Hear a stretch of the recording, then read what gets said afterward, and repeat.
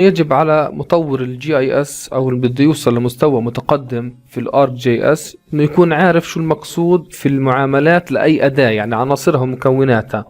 في عنا الاسم الظاهر ونوع المعاملة والاتجاه. الاسم الظاهر انه احنا بنكتب اسم المخرج، اي طبقة مخرجة بنكتب اسمها. طبعا الاسم بيجي مع المسار الحفظ. ونوع المعاملة انه في عنا مثلا نوع من حيث طبعا النوع اجباري او اختياري او افتراضي. الاتجاه انه يعني البرنامج بوجهنا شو نعمل من خلال العنوان والوصف لكل معامل. كيف يعني وصف عنوان المعاملات؟ لو رحنا على الكليب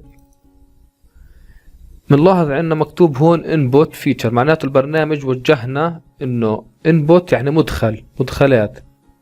هون في عندنا كليب يعني كليب فيتشرز. هاي لو ترجمنا مثلا هاي بيحكي لك انه الظواهر المستخدمة للقطع المعالم المدخلة، هيك ترجمتها. فاحنا هيك صار في عنا توجيه من رسالة من البرنامج للمستخدم. طبعا مسار الحفظ من خلال كلمة موجودة عندنا هون احنا بنقدر نغيرها، فبتغير الاسم.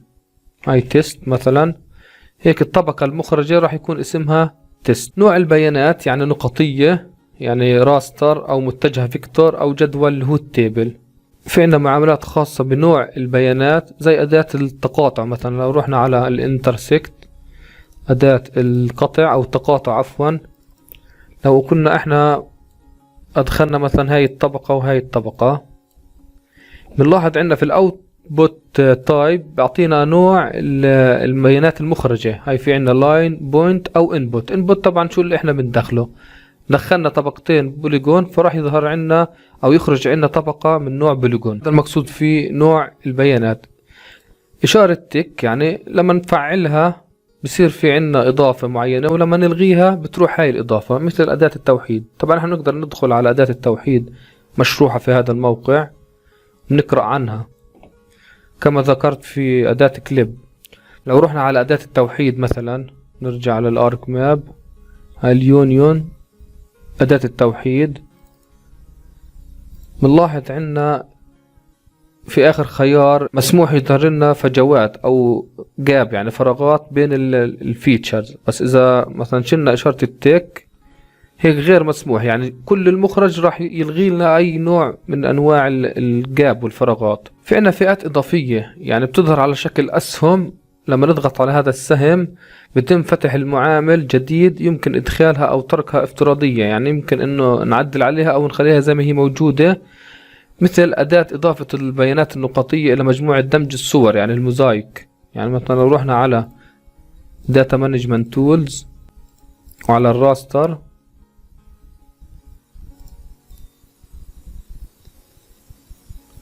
يعني مثلا على هذا المربع الأدوات الأول، مجموعة الأدوات، مثلا نقوم إحنا بإنشاء موزايك داتا سيت. فإحنا بنلاحظ مثلا هدول الأسهم اللي عندنا نقدر إحنا نضيفهم، نقدر إحنا نخليهم زي ما هم افتراضية. هذا المقصود في النوع اللي بيظهر عندنا في أي أداة، اللي هي الفئات الإضافية. قيم متعددة مثل الحرم المكان المتعدد، يعني في عندنا طبعا بفر عادي، وفي عندنا بفر متعدد. بفر المتعدد لو رحنا على صندوق التحليل المكاني بروكسيميتي، الأداة الخاصة بالبفر المتعدد، عندنا الأداة مالتي بفر. مثلا احنا اخترنا الشوارع او اي طبقة. طبعا مثلا هاي الشوارع، مثلا احنا بدنا نعمل 2 متر، هاي بنكتب رقم 2 اضافة، و4 متر، 5 و10 راح يظهر عنا. بس خلينا انا اعمل تحديد على شارع واحد عشان لما تقوم العملية هاي الأداة تكون فقط على الشارع اللي انا كنت بتحديده. مثلا هذا الشارع بدنا نعمل له 4 بفر. نعمل اوكي، ننتظر قليلا، نعمل زوم. شايفين ظهر عندنا طبقة واحدة فيها 2 و4 و5 و10 المدخلات اللي انا دخلتهم على البفر. ايضا في عناصر ومكونات كل اداة في عندنا اختيار متعدد، في عندنا قيمة متعددة، وفي خيارات متعددة. مثل ايش خيارات متعددة؟ زي مثلا تحديد طرق الضم في اداة السبيشال جوين، واختيار وحدات القياس في الاداة الاد جيومتري اتريبيوتس. يعني مثلا لو رحنا على الاد، لو رحنا على هاي الاداة، نروح على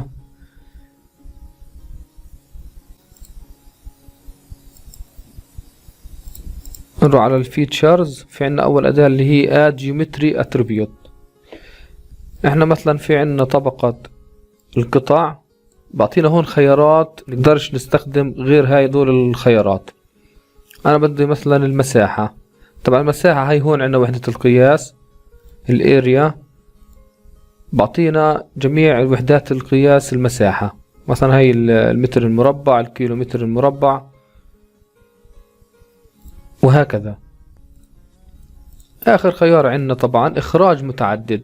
شو المقصود؟ يعني انا بالعادة لما استخدم اداة بيطلع عندي مخرج واحد. في عنا مرة ادوات تستخدم يكون المخرج متعدد اكثر من طبقة. طبعا في هاي الحالة احنا بنكون بتحديد مساحة العمل.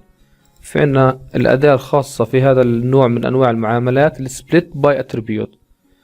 مثلا انا لو اخترتها واخترت الاحياء مثلا، قلت له انا قسم لي الاحياء بناء على الاسماء.